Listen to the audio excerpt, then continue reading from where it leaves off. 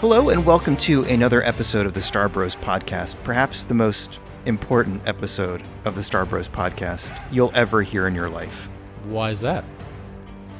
Well, you're just going to have to stay tuned to find out. Even I have to stay tuned to find out? What's the deal with that? Well, so this episode is all about life lessons. It's all about lessons and wisdom from the Book of Boba Fett, which I know was already at this point, seems like ancient history. Yes. But we've had some time to reflect on it. Hang on for a second. Isn't it interesting that something can come out within, I don't know, a few months, and then all of a sudden we're like, oh yeah, that thing happened. We're just like immediately moving on to the next thing.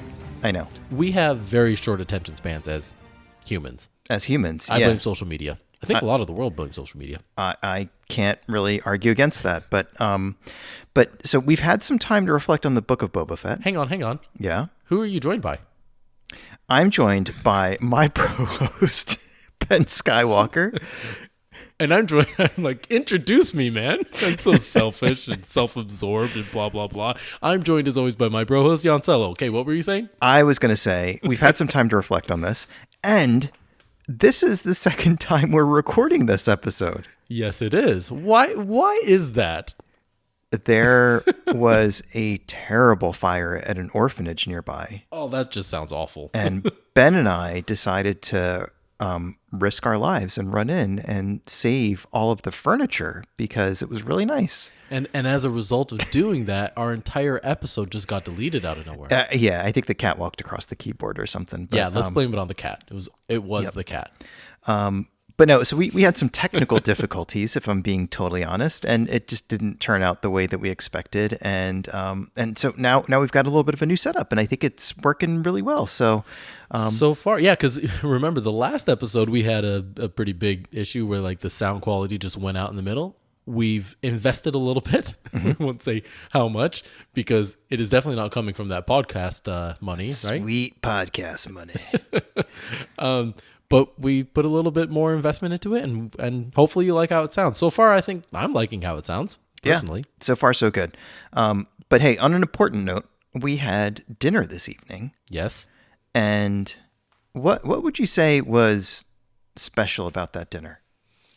The fact that it was the most expensive burger I've ever gotten from a place that shouldn't be as expensive as you think. That's not where I was going. I was going to mention that you had ketchup with your French fries. Oh, I did. Yeah. Thank you for the ketchup. So Ben was here like 2 months ago or something, and we got burgers, I think, and you were like, yeah, do you have any ketchup?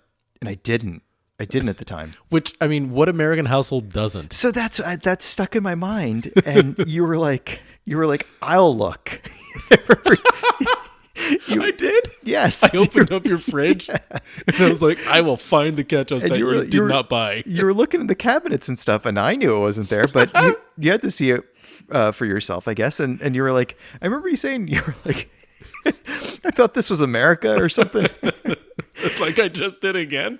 It's the first thing that comes to mind is America has ketchup. And so in anticipation of you coming over here, I decided, I got to get some ketchup. And not just that, I think you had 2 bottles on the table. So I had a room temperature bottle and a cold one. You weren't sure what I liked? Right. But here's the thing. I oftentimes don't have ketchup here, not because I don't like it, but because I like it so much I run out of it. And then I don't plan ahead, and I don't have enough ketchup to get me through the week or whatever. So you do like ketchup. Oh, I love it. I love it. Okay. Yeah. Okay. Jess got me a t-shirt that said I put ketchup on my ketchup. But wait. You had scrambled eggs tonight. Yeah. Why didn't you put ketchup on that? I did. You did? I didn't see it. Yes. What is wrong with me? But here's the thing. So your line stuck with me about, what kind of American household is this? So I went on Amazon and bought ketchup, and I got 2 like jumbo tubs of Heinz ketchup, and I took them out of the box, and I thought about this line about this being an American household, and they were products of Canada. Funny story. I actually had somebody in my family that used to make the bottles for Heinz or something like that, like the plastic bottles, and that was in Canada. You're kidding. I'm not kidding at all. Wow. This is the part of the episode where we usually remind our listeners that this is a Star Wars podcast. That's exactly. I was wondering how long it would take. But before we get to Star Wars, did you order the ketchup with your monster energy drinks? No, I ordered that separately. Oh, okay. Yeah, so that's what I'm running on these days: ketchup and sugar-free Monster. You're just like one chug here and then a squirt of ketchup. Yep, this is a pretty extreme podcast, but we're trying to get sponsored. So, Monster, and I don't just Monster mean and Heinz. I don't mean the podcast necessarily. Like, yeah, Heinz, you can just sponsor me. Like, I'll wear a Heinz jacket around in my day-to-day life. Hey, if Huggies, you want to sponsor me? I'll wear diapers all day, I guess. Depends what you're paying, but our DMs are open. It really depends, and if I will lose my day job because of it, then I expect to be paid well. Hey, do you want to talk Star Wars? Yeah, we probably should. We probably should. That's what people are here for. Hey, but they're also here for a good laugh, I hope, too. And they hopefully enjoyed that fun conversation about Americans ketchup. Yes, but Americans enjoying Canadian ketchup. That just makes me think of the line from a movie I once heard. It's like, we just found out that Canadian bacon is actually ham. Sorry if that was very loud. Let's talk Star Wars. Yeah, sure. Where do you want to start? We should probably start with the news. We should probably start with the news. That one is called News from Across the Galaxy.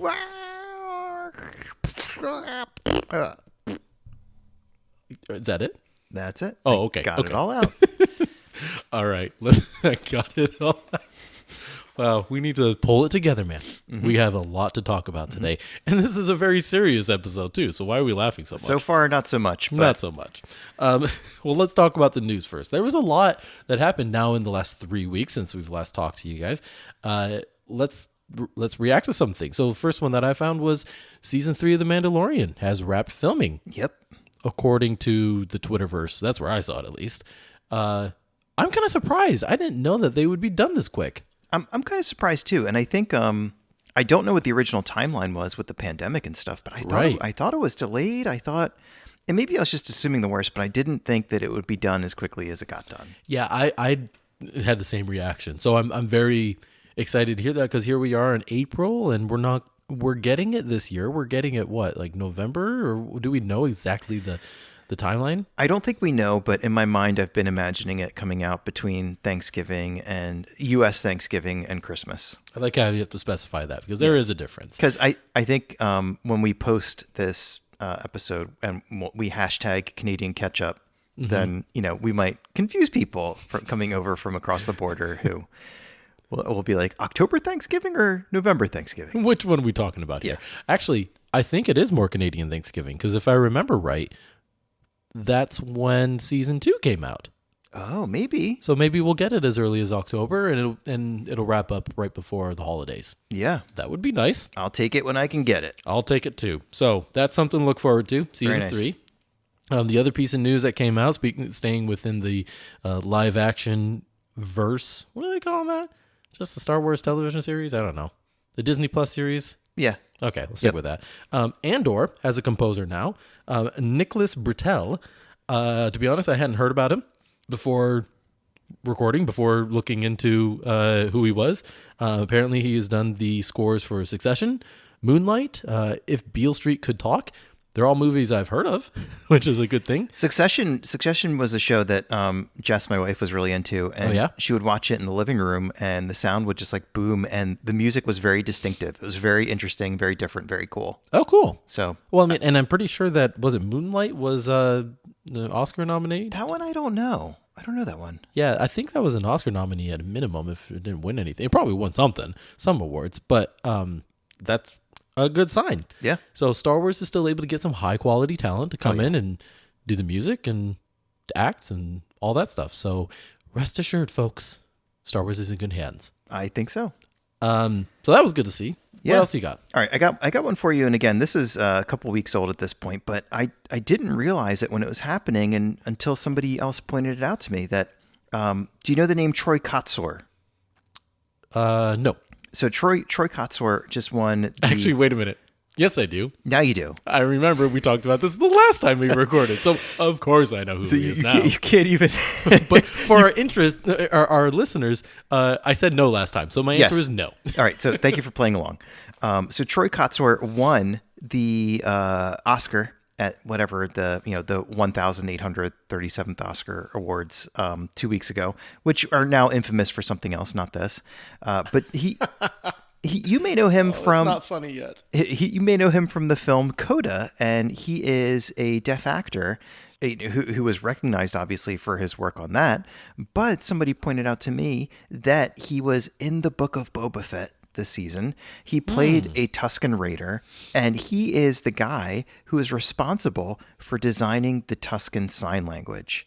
And for that alone, he should have gotten a trophy that night. But no, they had to give it to him for some other movie, which is totally fine as well. But I just thought that was really cool that was the same guy and that he got to have a big moment that night. And I hope he goes on to do some other really cool stuff, because what a cool contribution to Star Wars to create the Tusken Sign Language. Yeah, totally. I mean, what just a cool country. That's the only thing like with the Oscars is, look, I know that they're more looking for a certain genre that they want to win the best picture every year, and they've talked about like, well, maybe we should do the most popular one. Like, no, that's not what this is about. Like, you clearly are disconnected from what people really like, and that's the sad part, is like then you don't recognize great accomplishments like that except for on a podcast like this. Yes, right. We're the only ones that see it. No, that's not true. Gosh, that sounds wrong. There is like self-absorbed again. There is like a culture of the Academy though. Like there's like we like these three things and everything else is just not highbrow enough for us. But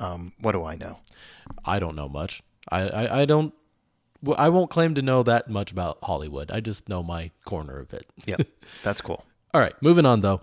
That's a really cool one though. I'm glad that he's getting that recognition, because I actually thought that was distinctive within Book of Boba Fett. Like oh my gosh, the fact that they were doing this whole sign language and way to communicate with Boba Fett. Hey, you want to talk about some Legos? Yes. So I bought some, and when we started recording last time, I hadn't finished it. I hadn't even started it, but now I have finished my Razor Crest. I'd love to see it, because you only sent me one like work in progress picture. So is that it? Yeah, I didn't see how it turned out. I'll find the picture for you right now. Okay. It turned out well. I mean, it's pretty good size. I was actually very impressed with it. It was fun. Like it didn't take that long. It was like 6 bags or something like that. So like, it was decent size. Do different things open up on it? Yes, like basically the whole side and back of it open up, and cool.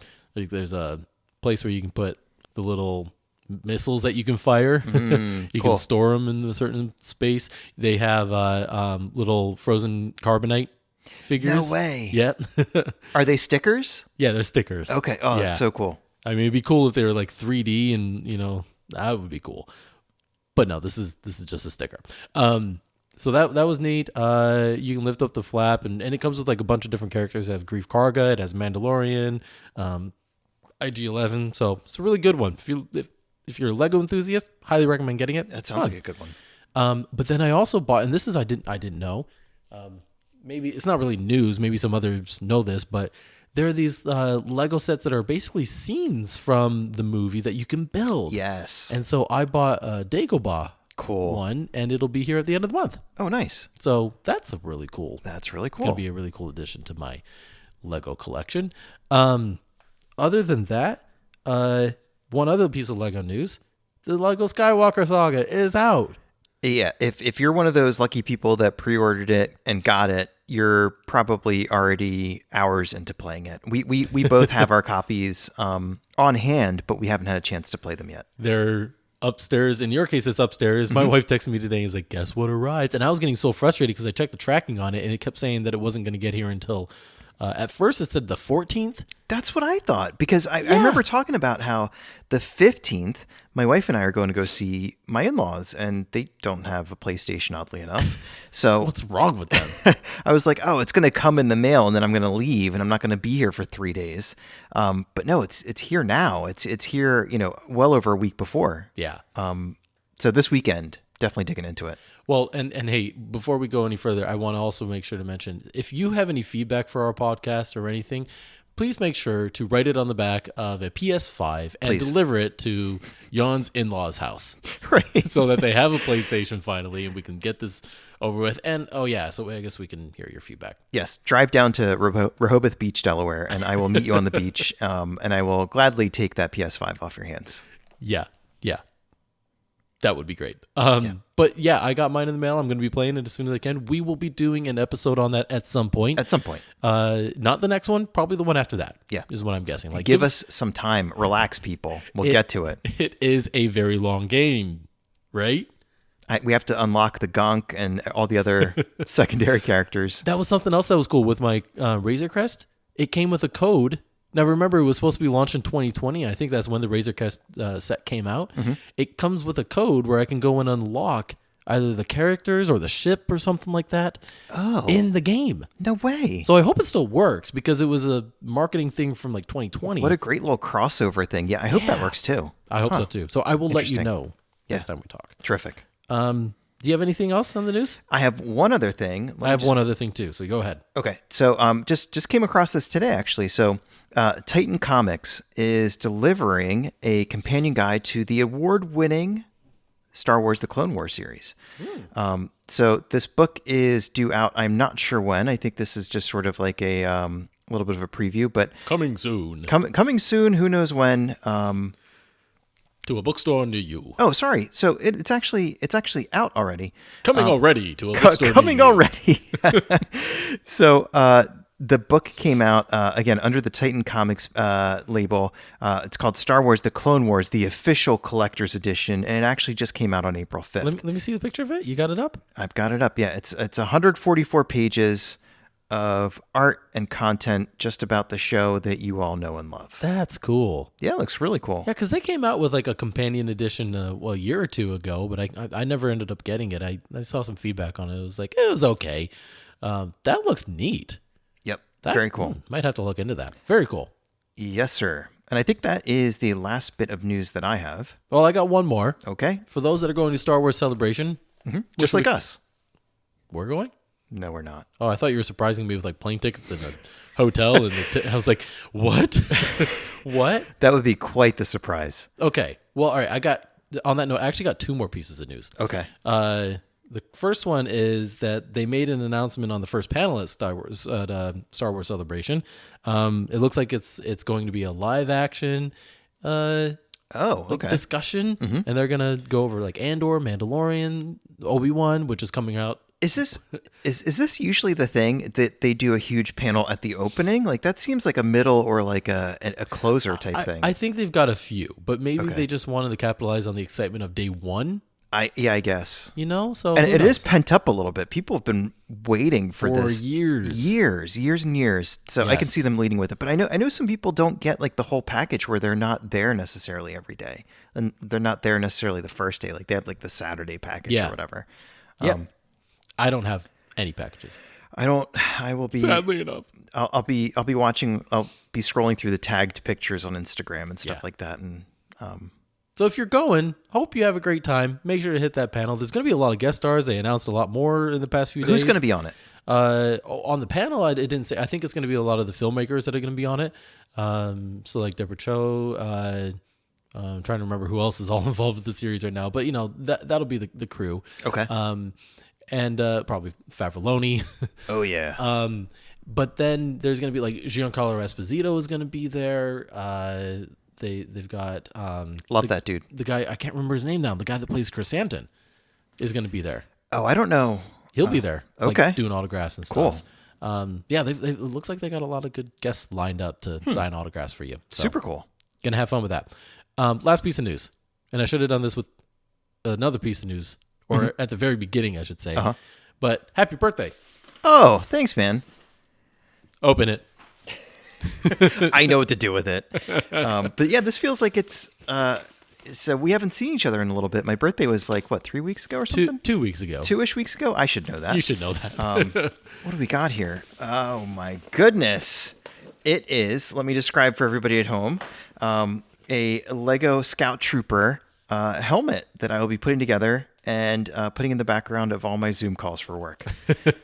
That's so cool, exactly dude. Where I thought it would go, actually. Thank you so much, dude. Oh, I love stuff like this, and I've never had anything like it. Yeah, I mean, we've been just gushing over Lego lately, and I saw that. I was like, you got to get something like that. That's so cool, dude. Thank you so much. I hope you enjoy it. I'm just going to take my microphone with me and go upstairs and work on this, if that's okay. So I'll be talking to myself and be Talk like, it to yours- there's a ghost talking to me a somewhere. long monologue about A force ghost from another dimension. dude, that's so cool. Thank you so much. I'm going to work on this weekend. This is so cool. It probably shouldn't take you that long. It's not that big, but it's a cool little collector's item. Like all of those that have come out, like they've got Darth Vader's helmet. They have Luke's helmet. Yeah, I like that one. Yeah, there's Yeah. some really cool ones. You know what I think I'm going to do? I think I'm going to keep this down here. I think I'm going to maybe put it on the mini fridge or something. That's a cool So idea. I can start to plant. So we're down in like the rec room area and the house that my wife and I just moved into in August, and the room down here isn't all that decorated yet, which means that this is my chance to kind of sneak in here and start Like planting a bunch of Star Wars stuff. Claim some spaces. Claim some spaces. And so this might be a good way to do that. It is a scout trooper, so it can be scouting out different places to plant Star Wars stuff. I like that, that connection. I'll post pictures on our at Starbros podcast Twitter so that everybody can see the progress of this. But Come to think about it, I should probably put the Razor Crest on there too. yes, you should put the Razor Crest on there. Absolutely. What is wrong with me? I don't know, but we'll I know there's a lot wrong with we'll me. remedy that tonight. So thank you, dude. That's so kind of you. Thank you so much. I happy appreciate birthday. it. Is that it? That's, That was a lot of news. that was a bunch of news because it piled up for a couple weeks there. Yeah. Well, I mean the birthday present too. Like that's a lot. We're like 20 minutes into the episode, and now we're finally ready to get to our second segment. What is that second segment? Start the episode basically. Like this is kind of where it kicks off. This one is called More to the Story, Dun, dun, dun, dun. and boy is there more. There's a lot more. This is like moral to the story. More specifically. Look at you. I know I'm trying really hard and reaching here, but let's talk about the moral to the story of Book of Boba Fett. That's the whole topic, right? What did we call this one? We call this one "Take It from an Ex-Bounty Hunter," Yep. because I'm surprised by how many life lessons we were able to pull out of this. I pulled out 10 myself. How many did you get? So I probably got somewhere around there. I tried to get one from every episode. Because I thought there was a moral or a lesson or like a leadership parable, kind of like in every episode. Yes. But then there's a couple of like overarching ones. So I don't know where you want to start. I don't know if you want to. And by the way, dear listeners, challenge us on that. If you think that maybe we're not looking at these the right way, or if you see something that we don't see, hit us up on social media. We're happy to continue the conversation there. This is just our take. Or write it on the back of a PS5 and deliver it to us. Write it on the front bumper of a 1991 Lamborghini Countach, and then park it in my driveway, and I will get back to you whenever I'm done crashing it. Once you make me think of Ferris Bueller's Day Off. Yes, exactly that. I'll try to take the miles off. I'll the car drive by it back reversing. home backwards. I don't know where to start, man, because there's so many. I don't know if we necessarily need to go like episode by episode, but I agree with you. Like there was something in every episode. And how about this? Let's start with the lesson that I feel was kind of the overarching theme of the entire series, which is you mentioned like leadership styles and stuff, and more specifically, there was that line in the first episode where Boba Fett says, "Jabba ruled with fear. I plan on ruling with respect." Yes. And it's I thought it was a great line. It was a great lesson and moment, but the more I watched it the second time around, the more I realized that lesson penetrated almost every episode in this series, and how he was working to gain that respect, but also where he learned that style, which was mostly episode 2. So yeah, I really feel like that was the overarching lesson that covers the entire series. Would you agree with that, or what? I would have a hard time arguing that, and the reason for that is because I think he acts with integrity throughout the episode, meaning his words line up with his deeds. He has opportunities to make a run for it, save his own hide, not act with integrity, but he doesn't do that. He, every chance he gets, tries to lead with respect rather than fear, tries to build trust rather than instilling fear in people. So that does feel like it's kind of his overarching story or his overall, I guess, kind of moral message for the viewers and for the other characters he interacts with. And maybe that's why it was so unexpected. It was because everyone thinks of Boba Fett as just the cool, villain, even that swoops in, shoots a bunch of missiles and there's explosions and I don't know. He's just cool, right? How did you expect to walk away from this series like actually learning something profound from him? Yeah. You know what I mean? But it happened. But it happened, and I was impressed when the season first started, and you had Ming-Na Wen, Tamura Morrison, and Jessica Biel, who were all in their 50s. And that's not something you see necessarily these days on blockbuster movies or streaming service, big hit TV shows. But I thought it really worked for this because, to me, a lot of the wisdom and the morals and the perspectives and the leadership parables and stuff that you see in the Book of Boba Fett are the result of him growing up and having certain really challenging and heartbreaking and just like a whole spectrum of challenging, tough experiences and learning from them and not letting them harden his heart. And that, nobody would blame him if he was cranky having come out of the Sarlacc pit and getting robbed and his armor being, but that's not the way that he goes. Like he matures. So I think that's a really good kind of overarching lesson. Well, and we'll get back to that lesson that you just talked about there at some point, because I want to talk about it's pretty much one of the last lessons of this about we all go soft in our old age, and I think there's something really profound about that. It sounds like a throwaway line. It sounds like at first when I heard it, I thought it was more of maybe like a justification for why this Boba Fett was different, and it was like Lucasfilm like trying to say like, we got this, don't worry. And I was like, you didn't need to convince me, I'm good with this. But it might have been to convince some others. Let's leave it at that. And instead, if you look deeper into the lesson that's being portrayed from that, it's also pretty deep and profound, but we'll get back to that one. I want to keep going on this point about respect, because it's just a line in this first episode. But then if you think about the second episode, one of the lessons that I learned from that, and you've already talked about this, is that to earn respect, you must first show respect. And that was where Boba Fett learned that it's better to rule with respect than fear. I think if he didn't go through the Sarlacc pit and the enslavement and then for future welcoming in by the tribe of the Tusken Raiders, he wouldn't have learned that lesson. And so it's showing you how he learned that he worked to gain the respect of the Tuskens, and the result was they welcomed him into his tribe with open arms, and gave him wisdom. Not only gave him like the bantha stick or whatever what is that called, like that the gaffy stick. The gaffy stick. Thank you. I called it the bantha stick because it was used for the banthas. Thank you for that. So like there was a lot that he gained from that, but he gained it once he got the respect of the Tuskens. And the way he did that was by taking care of the threat of the Pikes. Now juxtapose that then with the Pikes, and there was a really interesting line. If you don't mind me interrupting, oh sure, go ahead for a second. I think another angle to this, and this guy's name often comes up, so I would encourage you to try to find a couple of his books. Clayton Christensen had a really good line that's always stuck with me about to put it in terms of Book of Boba Fett. I think that he holds people around him, especially the Tuskens, even early on when he's a prisoner of theirs. I think he holds them in high regard.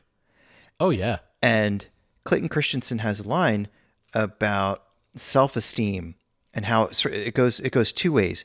People who hold others in genuinely high regard can only do it from a place of real personal self-esteem. And people who have a real sense of self and a high sense of self-esteem are more likely to hold others in high regard. Interesting. And I think applying that, and yes, we're going to psychologize Boba Fett quite a bit, I think, in this episode. But applying that here, I think that going back to coming out of the Sarlacc pit, losing his armor, which is part of his identity, and like that's part of one of the lessons that I want to talk about at some point. He has to find himself a little bit, and he has to rely on himself in ways that he hadn't had to do that, had to do it before. And he makes decisions, and he decides, I'm not going to work for other people who I don't respect anymore. And that's a big self-esteem type of decision. Yeah. And then that version of Boba Fett interacting with others in the world, I think he holds them in very high regard. And so that was another lesson that kind of came to mind for me, was that connection between those two things. I love that. Yeah.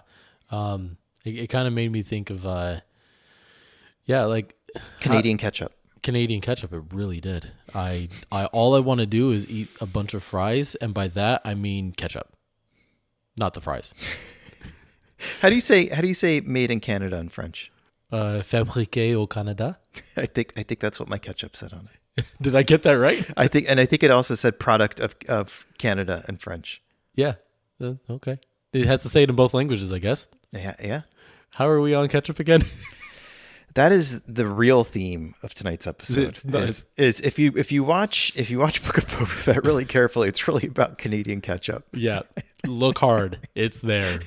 Trust us. I hope somebody's listening to this podcast at home, like without their headphones in, and somebody just walked by their room, like their roommate just walked by and just heard that part of it. I hope what they're doing right now is creating a meme, photoshopping a bottle of ketchup in the feast picture. Yes. And it's just like, look, they're right. The bros are right. With a bunch of Canadian flags. All right, no, that's taking it too far. Yeah, that's a little too on the nose, but yeah. Okay. Yep. Yeah, moving on. I don't even remember the thing I was going to say from your thing, but I'm so sorry. It's fine, because I wanted to mention the other thing. I was talking about like juxtaposing the You were talking about him winning the respect of the Tuscans by bringing Canadian ketchup to the feast. Yes. Yeah, exactly. Like when they broke open the that big spout and the ketchup came out. I didn't see water. I saw ketchup. That's what was in the black melons. It was just ketchup. Just ketchup. And they're not delivering spices. They're delivering ketchup. No. I don't know how to bring this back in. Just no. Just no. No. I can't even say the word now. The Pikes, yes, they had a line in there that showed a really good contrast to the lesson that Boba Fett is trying to teach. Mm-hmm. And the line was, the Pike leader said, "We thought you were uncivilized." Mm. Can you imagine if Boba Fett went into the Tusken tribe and thought that of them? Yeah. He wouldn't have gained their respect. And he probably wouldn't have lived. No. Yeah, exactly. He would have died as a slave, and that's it.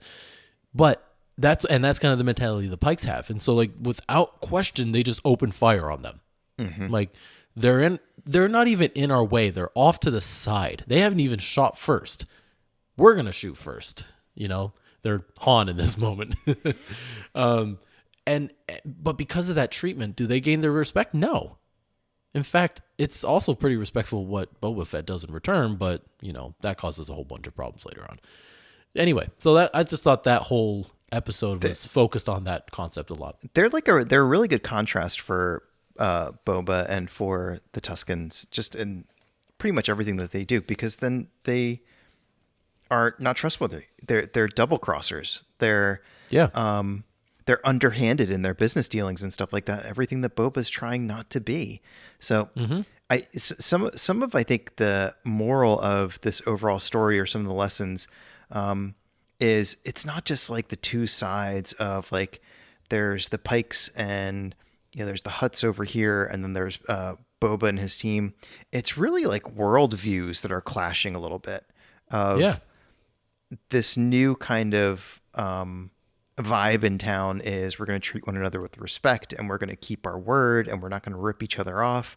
And then there's this gang trying to take over the whole planet. That's the exact opposite of that. And it's culture clashing. Yeah. As much as it is anything else, which is really interesting. Yeah, that is true. I think the Pikes almost serve as a way to challenge Boba Fett's new style on Tatooine. Like, all right, you're going to do something that's a little bit different in this galaxy. Like, you're going to try to rule without crime, and you're going to try to build a respectable town. Like, that's not our style. We'll have something to say about that. That's a challenge to their style. Like, that that could compromise the way that they run things. Right. Like, you always see this like in dictatorships and stuff. Like, you don't want some people to have a little bit of freedom because everybody's going to want some of that. You don't want people to be treated with respect. Everybody's going to be treated with respect.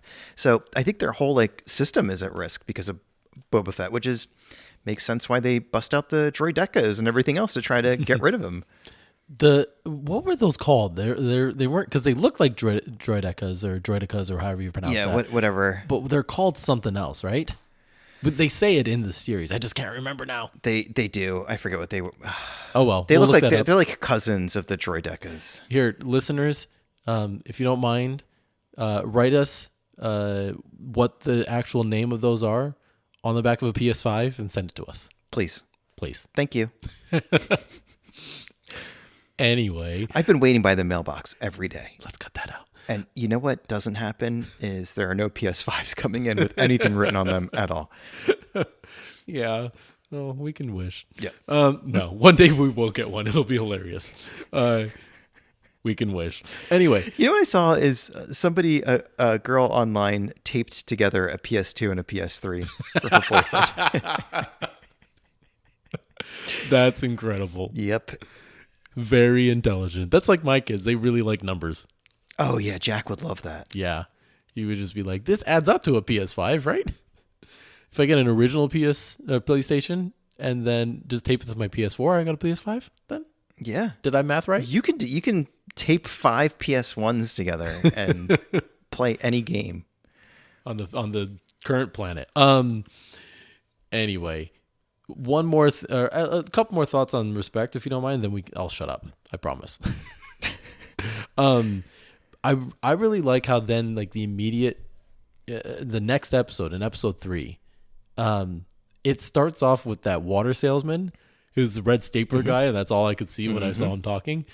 He starts off by saying, "No one respects you." So it's like immediately hitting this respect thing again. And the funny thing is, like, I heard that and I heard, "I don't respect you." Exactly. That's all I heard. That's like at work when people are like, nobody's happy about this. And it's like, just say that you're not happy about it. Yeah. Like, just own it. Yeah, exactly. But it's a really interesting exchange. What's even more interesting is what happens after that when he goes and gains the respect of the mods, who are like, we don't have work, and they stand up to him. They push back against Boba Fett, and in that instant, just because of the way Boba Fett was treating them, they end up deciding to work for him. They're about to go to war with him. And just think, when do you think the last time was that anybody of any authority treated them with respect?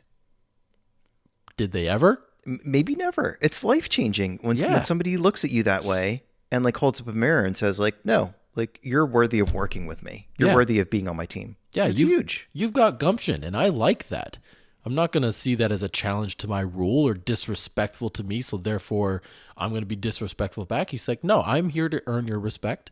I see an opportunity, I'm going to take it. Maybe that's why they were modifying themselves too, is to try to make themselves more valuable or useful or worthy, or yeah, maybe just to be something else that they're not. And Boba Fett took one look at them and said, like, I like the way that you think. I like that you have guts. I like that you're willing to stand up to me. Yeah. And that had nothing to do with their modifications too. That had nothing to do with their, shiny scooters or like their cool like robotic arms or any. It was just, he liked their personality and like their character. That's what it was. He liked their character. He hired them for that. And that's probably unprecedented for those guys. And they're probably going to be living off pretty well now. Yeah. Like as the servants to the daimyo. They're serving the daimyo, not the servants, but you know what I mean. It's kind of like his own Downton Abbey. Can you tell what I've been watching with my wife lately? My gosh, it's so good. It's a really good show. It's actually decent. Yeah. Yeah. We went and saw the movie in the theater when it came out. Yeah, we rented it when we got home, or when it came out on video. So good. Streamed it. Anyway, maybe that's or I guess one other thing is later on with Chrysanthemum. He gains the respect of Chrysanthemum in that same episode. Do you remember that? Yes. Like at the end of, after he fought him, he goes, "No hard feelings. You can go now." When anybody would have had hard feelings and they would have acted on him, they had him cuffed. They had him. They could have taken him out right there. At a point of like total vulnerability, Chrysanthemum was probably so completely caught off guard by that. But we talked about this before too, of the no hard feelings line. Chris, I can't believe it. He just takes off running. Yeah, he's like, look back, like, are you sure? He runs for his life, and that he probably had some time to think about it and realize, like, wow, that guy acted with like real character integrity. Yeah, Like that's probably somebody I could trust if I worked with and for them. right. To the point where when he comes back in the next episode and says, "Hey, you looking for work?" He's like, "Yeah, I'll work for you. I just ripped that guy's arm off over there. Is that what you want me to do? Okay, I can do that." He was trained ocean. It'll grow back. It'll grow back. Yeah, which makes it okay. No. Will Smith wants that justification. We went there. Moving on. Wow. Oh, that was so uncomfortable.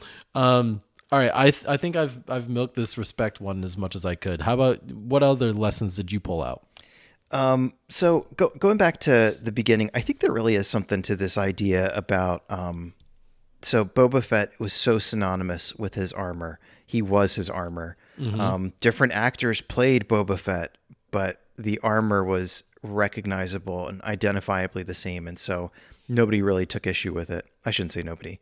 But then I think one of the clever things that Favreau and team did early on was they took his armor away, and not because of anything that he did wrong necessarily, but he was robbed of it, and he had to figure out who he was without that armor.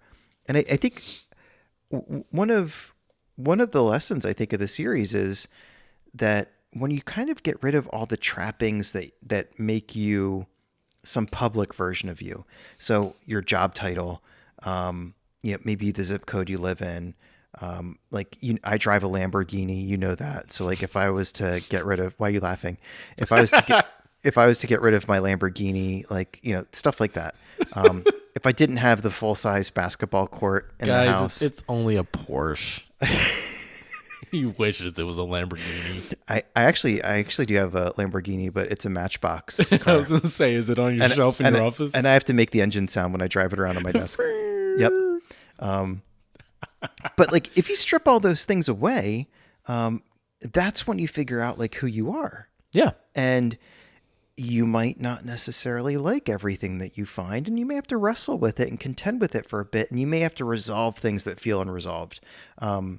And I think one of the cool things about the kind of the bridge across the Book of Boba Fett and the Mandalorian is you see some of this arc in different points, and you kind of see that it takes a while for him to get that armor back.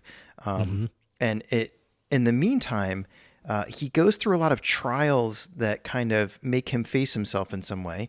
And I think that's where a lot of the maturing happens that we see.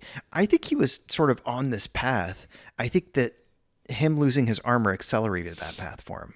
Yeah. And so that's just a big lesson for me of like, when you're conflicted with something, when you're struggling with something, I think a lot of times it boils down to, who am I and how should I act in relation to this thing?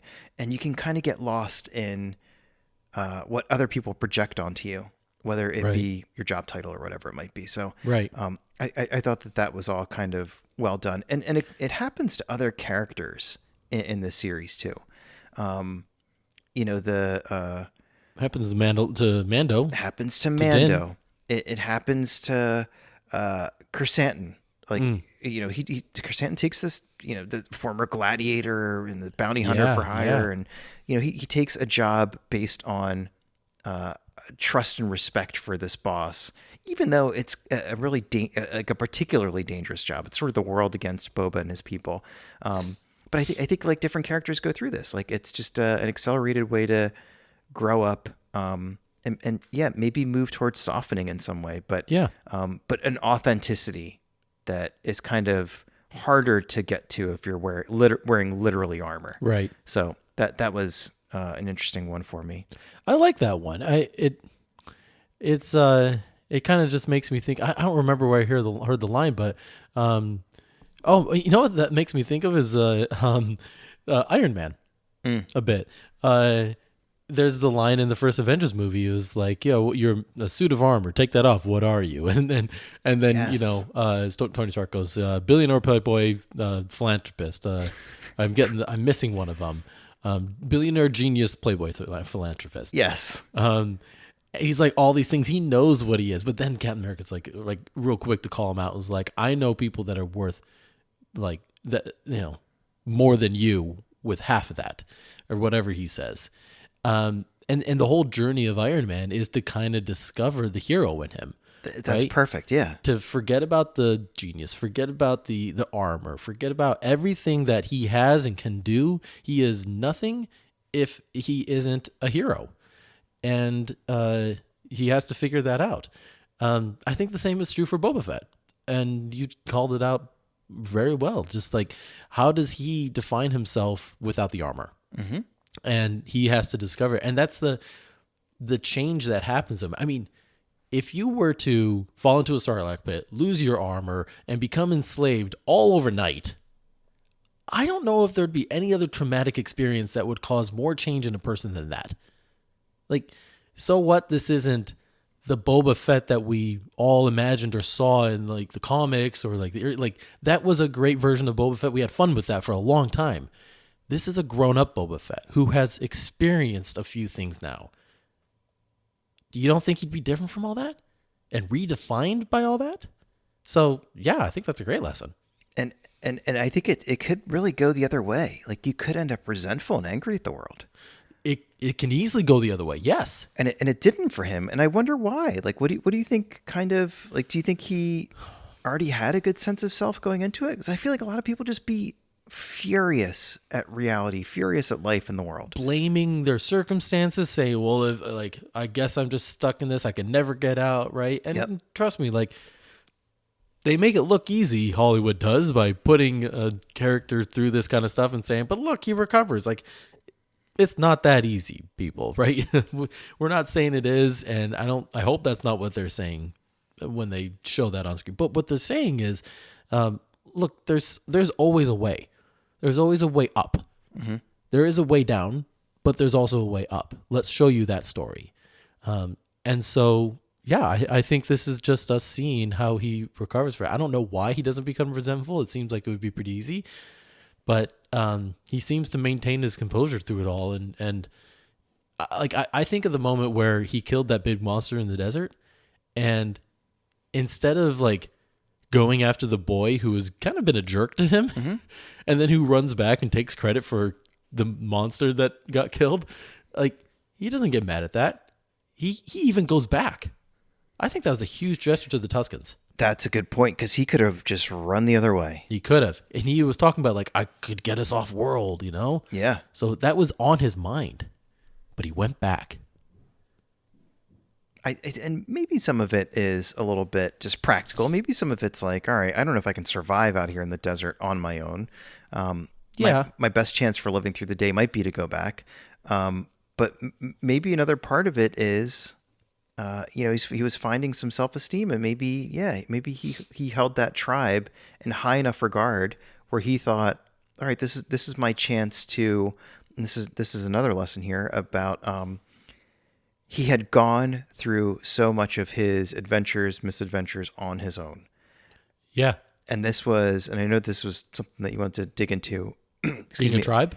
He found his tribe. Yeah. Yeah. Let's go to that one next. Found family. He found people who, could add dimension to who he was as a character, as a person, who could complete something that was incomplete for him. So I think that's another big one here is Boba Fett becomes the daimyo that is successful and that rules with respect, not on his own accord and not because of just his own deeds, but because he found others who could help him do it. Yeah. Yeah. It's interesting that you call that one out next, because I think that's a great transition.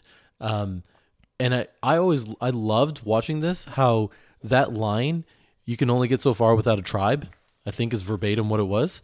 You can only get so far without a tribe. That line is one of the most important ones next to the whole respect lesson, right? Because it comes back up again later when he's facing Cad Bane. Right. So, which we'll talk about, but one of the things that I think that's really cool about this tribe lesson was that again, they ended kind of the whole flashback series with that lesson. So he's kind of, this is the thing that you should take away from everything that he's gone through, is you can only get so far without a tribe. Then he moves on and kind of shows you how he's building his tribe. His first person in his tribe was Fennec Shand. And it's interesting that like she starts out saying like, I'm not going to go with you. That's not interesting to me. And then after they have one experience fighting together, she changes her mind. She's like, you know what? I'll go along for the ride. She's in. The same thing happened with the mods. The same thing happened with Chrysanthemum. The same thing happened with Mandalorian. They were all willing to come back to him because he kind of had something safe about him. Like he made other people feel like if I'm with this guy, I'm safe. He was trustworthy too. Right. They didn't feel like they had to sleep with one eye open around him. Right. Like some other crime bosses might make you feel. So the way that one of the things I did to prepare for this episode was Simon Sinek. I watched a video by him called Good Leaders Make You Feel Safe. In fact, I sent it to you and I think you watched it too, right? I did, yeah. And it's a great TED Talk is what it is. He's really motivational. I like him because he's actually inspiring. He's not one of those like motivational speakers that you're like, that was cool and interesting. Like he actually motivates you. And I think he's genuine. I think he really believes the stuff that he's studying, and I think he believes what he's saying. And I can't say that about a lot of those motivational speaker guys. No, not always. But he seems legit. Sinek? Sinek. Simon Sinek. So yeah, in this video I think he's Canadian. No, I think is he? I don't know. I thought he was from like Scotland or something. I'm thinking of ketchup. Sorry. You did that on purpose. No, I really thought he was Canadian, but I'm probably wrong. You're just really thinking about ketchup. I'm always thinking about ketchup. Except not enough to buy it when I'm just kidding. No, so in this video, he talks about how we evolved into social creatures, is what he says, because of all this danger that surrounded us. And because of that, we formed tribes. Like that was how like humans evolved into forming tribes. And it was mostly to protect ourselves from that outside danger. So a leader of a tribe is someone who recognizes all that danger and helps to create and foster a system where people feel safe. And I think that's what Boba Fett learned, and that's what he did. He's like, I went into a tribe and I felt safe, and but I wasn't able to keep him safe.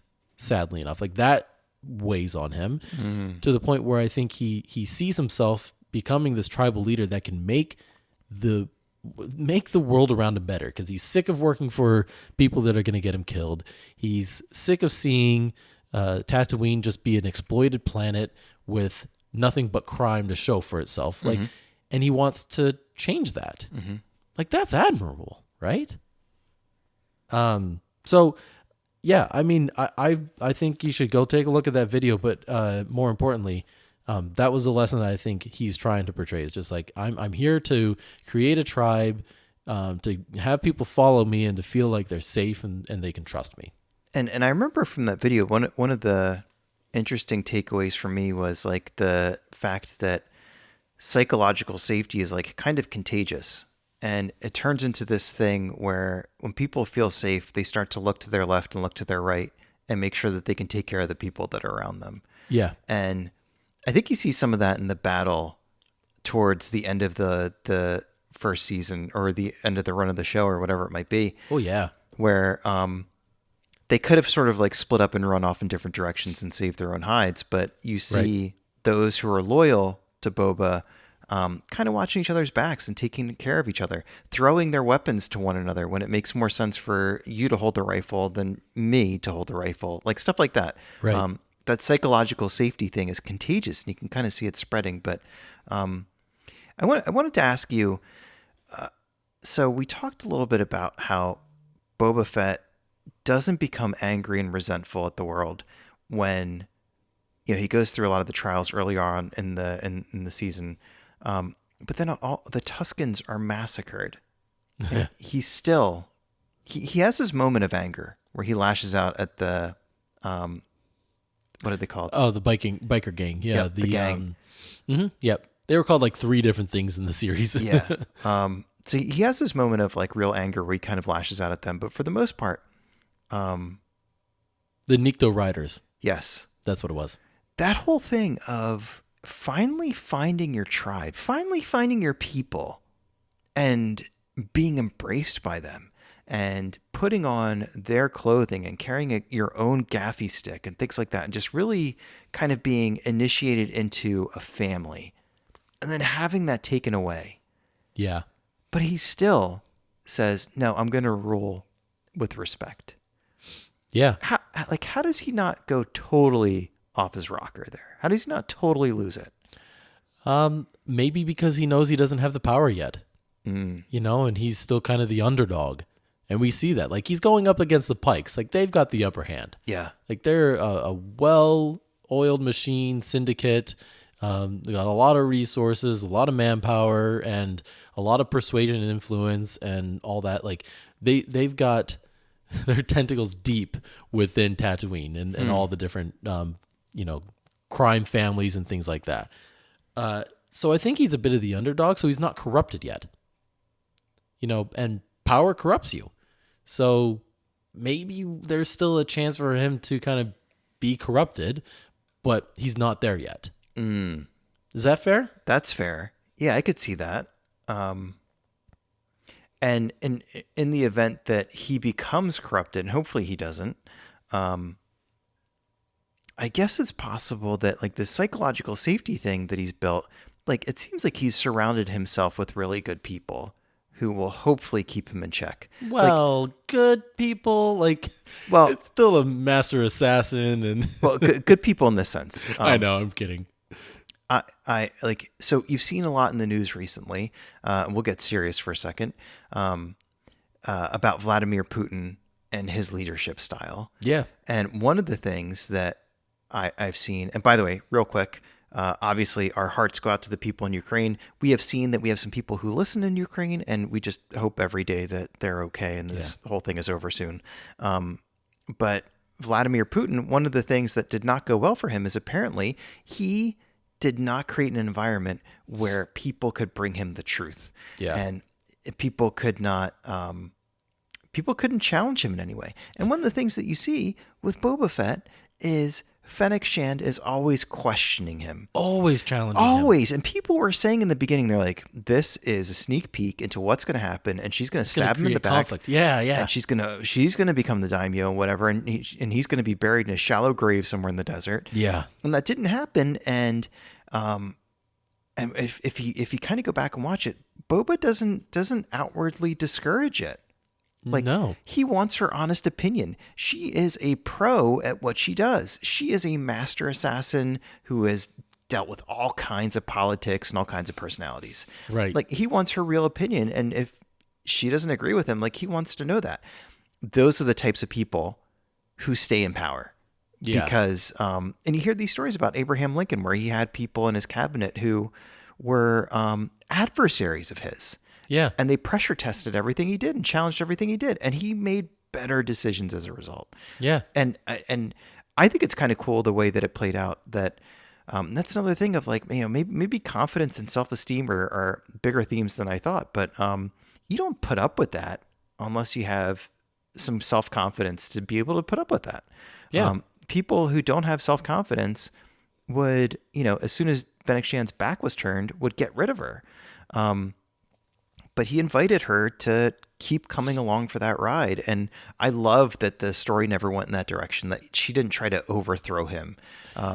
She didn't think that she knew better than him. I think she just felt like she could say what she was really thinking based on her expertise and experience. I also think it would have been wrong to paint her as a villain. Yes. Or if not True. a villain, what's the word? An antagonist to him. Yep.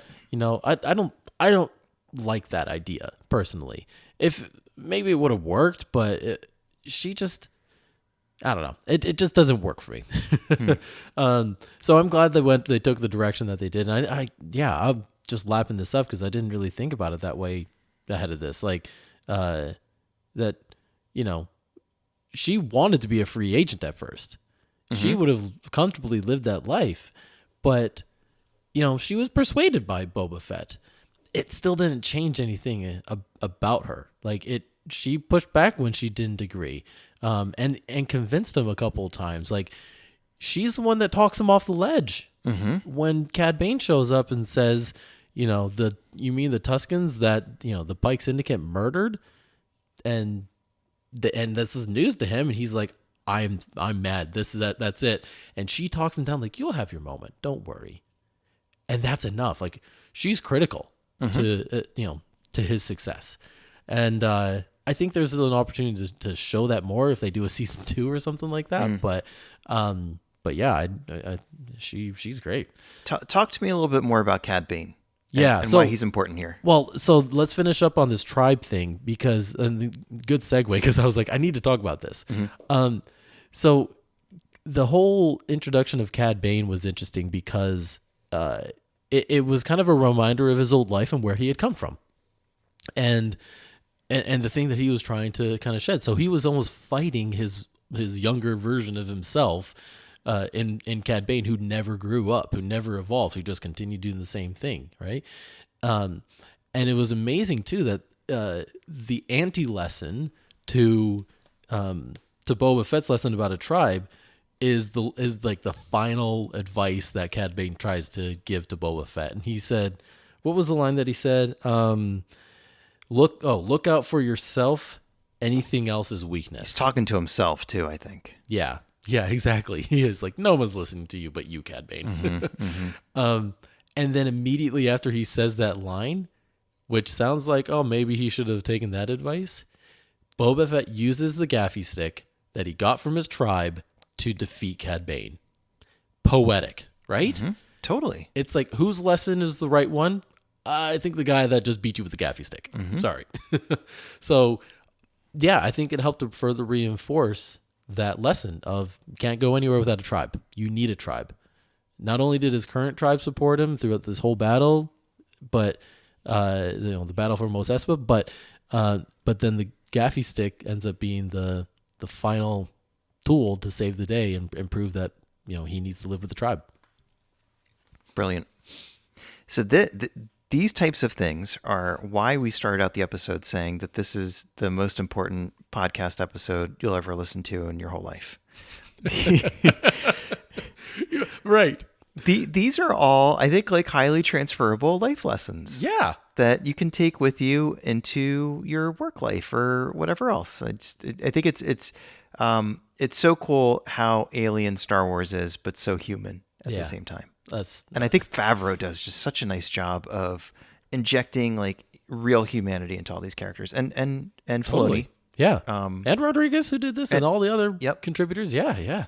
So, and this is something that I think I'll probably go back and watch every few years or something. Yeah. I'll go back to the Book of Boba Fett and I'll go through and I'll see what new stuff I see. Because I have a feeling that it's probably even more chock full of these types of things than I would have thought of. Yeah, I mean, again, this was just kind of I watched every episode probably twice at least. That's it? Okay. When they came out. And then we had this I rewatched them all in preparation for this episode, and it totally changed my vantage point on the rewatch. So, can't wait to watch it the fourth time through or whatever that'll be. Did you have any other lessons, by the way? I think we hit the big ones. Okay. Do you mind if I hit the other one, which I mentioned at the please. top? Which was the whole idea of we all go soft in our old age. Yeah. So, so I've got a really cool anecdote on this. Well, first of all, before I get to that, what was your thoughts of the two times that I think this came up? It came up in episode 4 from Fennec Shan, like, you've gone soft. And then Cad Bane did it again. What did you think of this? Was it just like a throwaway line, a justification line, a Lucasfilm defending itself line, like some people thought it was? Like, what was it to you? I think, first off, I think it meant different things coming from those different characters. I think from Cad Bane, I think it's an insult. I think it's more to say, excuse me, you've become weak in some way in your old age, or you've invited weakness in. You've let your guard down, whatever. But if you think about how like kind of one-dimensional Boba Fett was before, our bro host Chris Ryan says armor pew pew guy is how a lot of people saw him. And he was Right. just, kind of like a Terminator type character, just like a hunting killing machine. And then he broadened his horizons and he had different experiences and he grew. And I think that some of that stuff, softened his heart. But I think there's nothing tougher than vulnerability. There's nothing tougher than taking off the armor and being open to those emotions and things like that. So I think Cad Bane sort of mistook it for weakness when in reality I think there was some real courage there. Yeah. So that's kind of my take on it. I think he did soften, but I think it was a courageous type of softening, if that makes sense. I think it does. And I think it was him finally, because like in parts of the flashback, they showed when he was on Camino and looking out the window and seeing his dad flying off and being all alone. Like it was him kind of confronting some of those issues, right? That was where he learned, like, I hate being alone.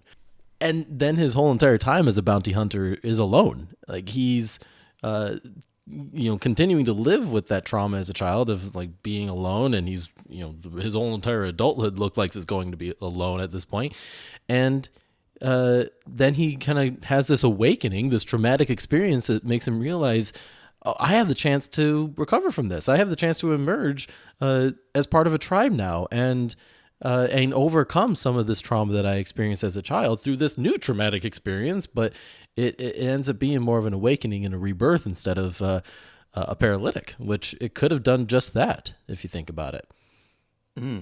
That's a really good point about, I guess I never really gave much time to think about Boba Fett's trauma from when he was a kid. Yeah, this, I think, is the series where I first thought about that. Yeah, and just how impactful that must be in like how it shapes your worldview and your choice of profession and everything else. Right. Because I do think it's interesting that he had, now that I think about it, he had a traumatic childhood and then decided on a profession that is like the loneliest profession in the galaxy. Yeah. And he's just, and I don't know what that is. I don't know if it's like, I don't want to be let down again or hurt again or abandoned again. You can't be abandoned if you're just alone all the time. Mm-hmm. So that's some pretty heavy stuff to carry into adulthood. And I think, again, I think that's why this series is brilliant. I think that's a lot of the stuff he's working through here. Yeah. And I think that's why Favreau shows us that footage back on Camino to remind us, like, this is where he started from, and this is what he carries with him. And isn't it interesting too that some of the people who know him and who know at least of his reputation, I'm thinking of Fennec Shand and Cad Bane, both in this example, are seeing this evolution in him and calling him soft for it. Yeah. Which, I mean, how many? I won't go into details, but like, I had a moment in life where I was going through a big change and I had to kind of reject a lot of the old life and people that were in that life. And a lot of them kind of thought I was going soft, but I was becoming a better person is what I was doing. Was this in high school? This was in high school. Yeah. Mm-hmm. And yeah, you kind of do get rejected. Now, eventually, Fennec Shand, I think, realizes the wisdom in his ways, but Cad Bane certainly doesn't. Right? And he pays for it. And he pays for it. Well, he does pay for it. But I think also, like, that's something when you're going through some of those experiences, you'll get those little reminders of your previous life and where you've come from and have to, face it sometimes and have them kind of ridicule you even. And you have to stay strong and remain vulnerable, even though it might be tempting to clam up again because your old life has come back to haunt you, Deep stuff. Deep stuff. But the one thing I wanted to share that I had prepared for this, and I shared this with you last time we recorded, and it all got deleted. So act surprised again when I read this to you. I'm ready. But there was a study. You might have heard about this. Whoa. Stop it. Oh, that's not the point. Not yet. Not yet. Okay. Later. Okay. I'll cue you. I'll be like, this is where you show surprise. Okay. No. So there was a personality study that was administered back in 1947 to a group of about 1,200 teenagers. It wasn't. It was a quiz that was administered, not a quiz, a test, a personality test, and it was given to their teachers.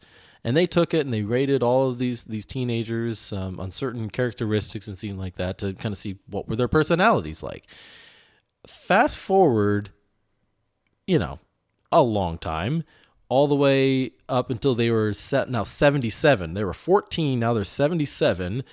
And they were able to find 600 or so of these kids that had since grown up. And 174 of them agreed to take the exact same personality test. Amazing. Yeah. I'll cue you for that. Yeah. Okay. Amazing. Amazing. Well, there you go. No, this is the kicker. So in this case, they themselves took the test and then had somebody else come in and take the test as well that knew the person really well so that they could kind of corroborate the two sides. And what do you think they found? They compared the results of the 14-year-olds taking the test to the 77-year-olds. What do you think they found? Some personality changes? There was no correlation between the responses on the first test in 1947 and the test that they took in 2012. That's statistical terms for basically saying they were different results. Their personalities had changed. Whoa! There you go. So it was like the first kind of definitive proof of, not definitive proof, but, the longest study that they've been able to do to kind of show how, we do change as people. Our personalities change. They found that only one trait seemed to remain of all of them, but remained constant from, 14 to 77. What was that? Moods. Huh. They're moods. Is that true for Boba Fett? He's still a bit ornery. It's totally. But I think what he decides to do with it is different. Yeah. I would agree with that. He's maybe more consciously in control than he was when he was a kid or when he was a younger bounty hunter. Yeah.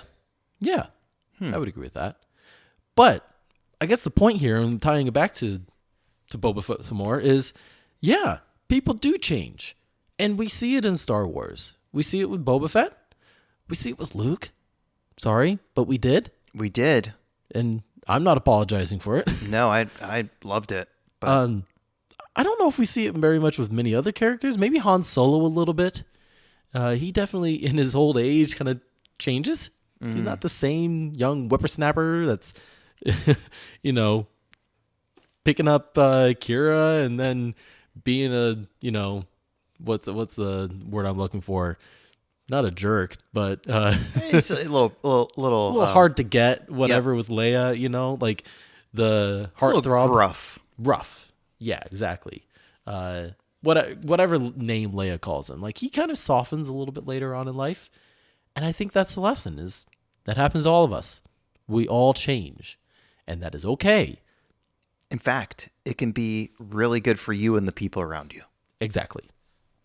Like it is for Boba Fett in this series. It's really good for him, and we end on a really nice note in the series of it's really good for the people that live in that town. Yeah. There's a little bit of order that's been restored. People are smiling, and it's for the first time in a while. It feels pretty safe walking down the street.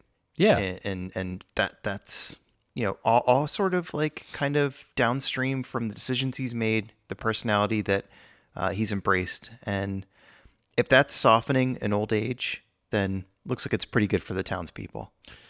Yeah, and hey, he's putting some of that experience to good use now, so. It's not, you can't be worse than that. Nope. Any other lessons that you'd want to cover though? No, I think that was I think we hit some really good stuff there. We'll revisit at some point in the future, and I'm sure we'll find some other stuff. But if you listeners think that we missed anything, let us know. Send us a message on Twitter at Starbros Podcast. Send us an email, thestarbrospodcast@gmail.com. You can do the PS5 thing. That works too. Yeah, we'll totally do that. But let us know what you think you liked, what you didn't like, what you think we missed, and all that good stuff. We'd love to hear from you. And look, I think we missed a lot. Like there are a ton of little lessons. Oh, I'm sure throughout this. Like there are some great one-liners. Like I mentioned, I wrote down 10. Like I love that line from Luke when he's like, "Get back up, always get back up." Right. The line from the armorer when she said, "Persistence without insight will lead to the same outcome." It kind of reminded me of that Einstein quote of, isn't it the Einstein quote where he's like, doing the same thing but expecting different results is the definition of insanity or something like that. Yep. In my own terms or wording of it, like that's kind of what I got from that. So like, there's a ton of lessons in this that you could probably dive deeper on. So let us know which ones that you really like the most, what you pulled out of them, what you thought of the lessons that we're discussing right now at all the channels that Jan just mentioned.